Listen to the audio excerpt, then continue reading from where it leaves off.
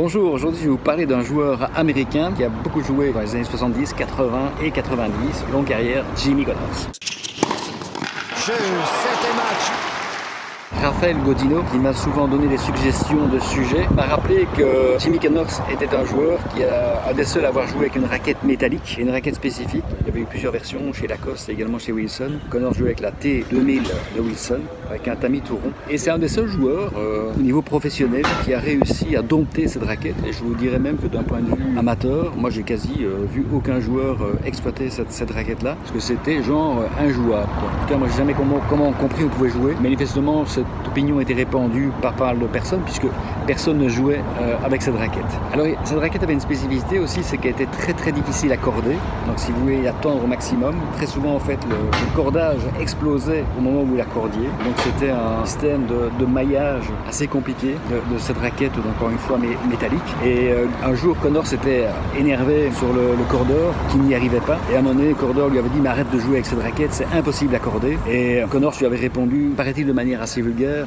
espèce de connard, mais en anglais, espèce d'enfoiré, cette raquette c'est ma main. Et donc à quel point Jimmy Connors s'appropriait son outil de travail comme une extension de son bras. Et donc Raphaël Gaudino et Philippe Delarivière, qui est aussi quelqu'un qui est très actif, qui suit c'est la personne qui a liké, je pense, 98% de mes petites capsules tennis. Donc merci à Philippe et merci à Raphaël. Donc par rapport à cette raquette, qu'est-ce que je veux dire par rapport à ça? Ben oui, quelle que soit la raquette utilisée, que ce soit en graphite, en métal ou en bois, il y a quand même des spécificités qui sont propres. Et donc naturellement, c'est vrai qu'on joue tous maintenant de la même manière au tennis dû à l'arrivée en graphite, mais il y a plusieurs marques différentes, les raquettes sont de poids différents, sont de taille de tamis différentes, il y a des grands tamis, des plus petits tamis, et il y a également le poids de la raquette qui est différent, et vous pouvez équilibrer votre raquette en fonction de votre propre ressenti. Et donc il est clair que oui, ça a beau être des objets communs à tout le monde, il y a moyen de les personnaliser. Tout comme avec les réseaux sociaux, il y a moyen naturellement de personnaliser votre approche sur les réseaux sociaux en fonction de votre personnalité. Comme vous avez également l'occasion de choisir les réseaux sociaux sur lesquels vous êtes le plus actif. Il est clair qu'en B2B, il vous met maintenant depuis 3 ans d'arriver sur LinkedIn. Moi j'ai basculé,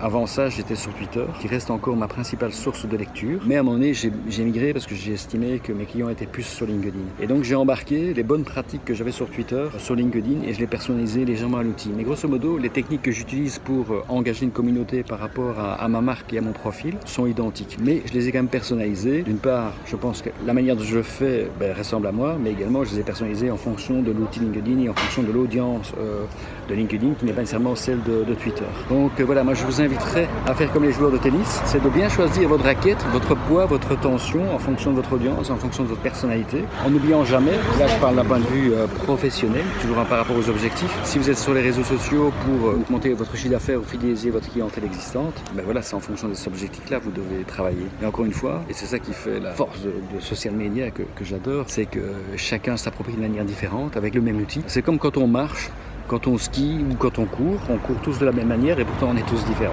Voilà, prouvez-moi votre différence. Et excusez-moi de ne pas vous liker sur LinkedIn parce que je suis plus sur Twitter en termes de lecture que sur LinkedIn. Donc ne soyez pas vexés que je vous like très peu. Je suis peu sur LinkedIn même si j'y suis très très souvent en termes de publication. À très bientôt. You can't be serious, man. You cannot be serious!